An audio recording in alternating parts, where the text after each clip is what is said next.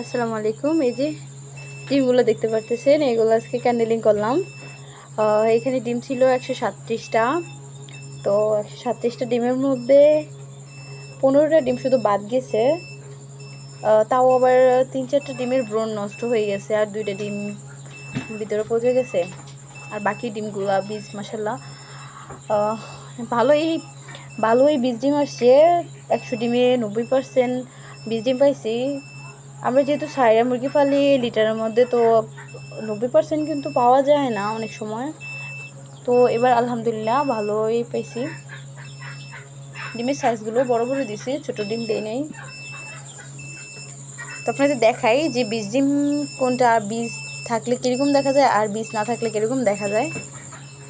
এই যে দেখেন ডিমের বীজটা লাইটে ভেতর, ডিমের ব্রণ যেটাতে থাকে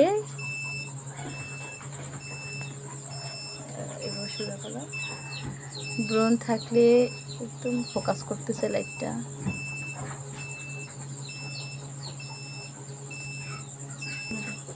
এই যে এই ডিমটায় ব্রণ আছে, মানে এই ডিমটা বাচ্চা বাচ্চা হইব। এই দেখেন ব্রণটা লড়তেছে আর শিরা শিরা একদম মাকড়সার মতো দেখা যায়। তো এরকম ডিম যখন দেখবেন বুঝবেন যে এই ডিমটা আপনার বীজ আছে। তারপরে ডিমটা মুরগের নিচে কুচি দিয়ে বসালে মুরগের নিচে বা ইনকিউবেটর দেওয়ার পরে 4 দিন পর আপনারা চেক দিবেন। আপনার ডেট, তারিখ দেওয়ার ডেট সব কিছু লিখে রাখবেন। আর যে এই ডিমটা দেখতে পারতেছেন, এই ডিমটা পুরো নষ্ট হয়ে গেছে, দেখেন একদম কালো হয়ে গেছে। এই ডিমগুলোর মধ্যেই ছিল, কিন্তু তাহলে এটা বাদ, এটা যেহেতু নষ্ট, এর ভিতরে ব্রণ নাই, ডিমটা পচে গেছে। দেখতে পারতেছেন এই ডিমটা কিন্তু বীজ নাই, একদম সাদা, পুরোটা সাদা, এটার মধ্যে বীজ নাই। এটাকে আপনারা নিয়ে খাই ফেলতে পারবেন, বাইজা সিদ্ধ করা যাবে না।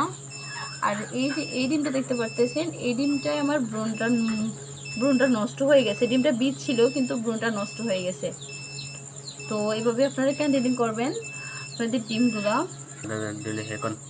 তো এরকম একে একে করে আপনারা ডিমগুলো দেখে নেবেন। এই যে দেখতেছেন বীজ ডিম। তো সবগুলো দেখালাম আপনাদের পার্থক্য সব কিছু। তো সবাই ভালো থাকবেন, সুস্থ থাকবেন, আব্দুল্লাহ ফার্মের সাথেই থাকবেন।